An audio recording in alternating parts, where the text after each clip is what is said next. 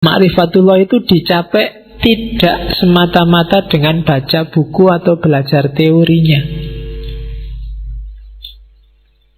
Beda sama ilmu yang lain. Tapi ma'rifatullah itu ketemunya harus dengan laku.